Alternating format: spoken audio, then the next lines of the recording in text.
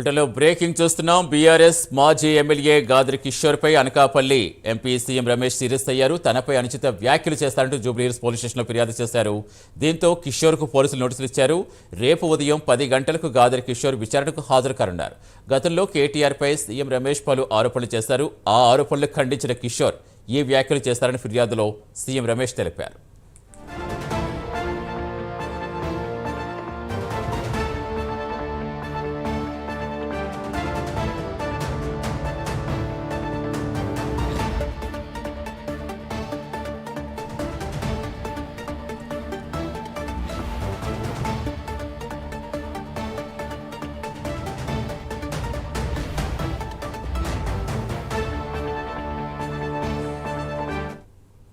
పూర్తి సమాచారం ఇచ్చేందుకు మా కరెస్పాండెంట్ చందు జనతలు. చందు, నోటీసులకు సంబంధించి కిషోర్ ఏం చెప్తున్నారు? రేపు ఏ టైంకి విచారణకు హాజరవుతున్నారు? గతంలో కేటీఆర్ ను ఉద్దేశించి కూడా సీఎం రమేష్ కొన్ని వ్యాఖ్యలు చేశారు. ముఖ్యంగా కవిత లెటర్ తర్వాత ఈ వ్యాఖ్యలు చేశారు సీఎం రమేష్.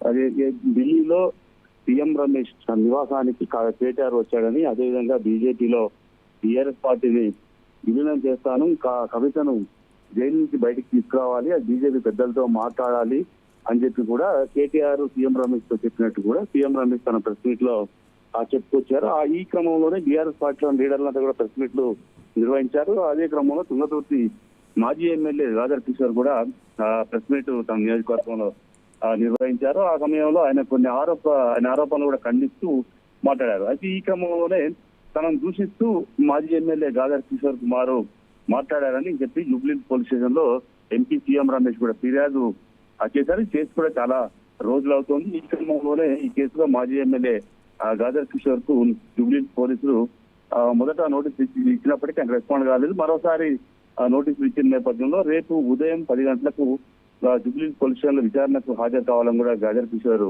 నిర్ణయం తీసుకున్నారు. రేపు ఉదయం 8:30 గంటలకు ఉప్పల్ తన నివాసం నుంచి తన అనుచరులతో కలిసి జూబ్లీహిల్స్ పోలీస్ స్టేషన్ కు వెళ్ళబోతున్నారు. వెళ్ళి విచారణకు కూడా హాజరు కాబోతున్నారు. విచారణలో ఏం చెప్తారు ఏంటనేది చూడాల్సి ఉంది. ముఖ్యంగా అనంతరం మళ్ళీ తెలంగాణ భవన్ లో మీడియా సమావేశం నిర్వహిస్తానని కూడా కిషోర్ చెప్పారు. మొత్తంగా చూసినట్టయితే మరోసారి సీఎం రమేష్ చేసిన వ్యాఖ్యలు మళ్ళీ హాట్ గా మారైన పరిస్థితి కనిపిస్తా ఉంది. ఎందుకంటే కవిత ఎప్పుడైతే లేఖ రాసిందో, ఏదైతే పార్టీ గురించి కావచ్చు, తన అన్న గురించి కావచ్చు, హరీష్ రావు గురించి, ఆ సమయంలోనే ఎంపీ సీఎం రమేష్ చేసిన వ్యాఖ్యలు కూడా మొత్తం రాజకీయ వర్గాల్లో సంచలనం సృష్టించాయి. ముఖ్యంగా కేటీఆర్ తన ఢిల్లీలో తన నివాసానికి వచ్చి మాట్లాడారు. ఖచ్చితంగా విలీనం బీజేపీలో విలీనం చేస్తానని కేటీఆర్ చెప్పాడు అంటూ చెప్పాలి. దానిపైనే ప్రధానంగా అవసరమైతే సీసీ కెమెరా ఫుటేజ్ కూడా తీసి ఇస్తాను అంటూ కూడా సీఎం రమేష్ మాట్లాడడం పైన బీఆర్ఎస్ నేతలు బగ్గుమన్నారు. ఈ క్రమంలోనే గాదిరి కిషోర్ కూడా ఆయనపై సీరియస్ గా కొన్ని వ్యాఖ్యలు చేసినట్టు కూడా సీఎం రమేష్ తన ఫిర్యాదులో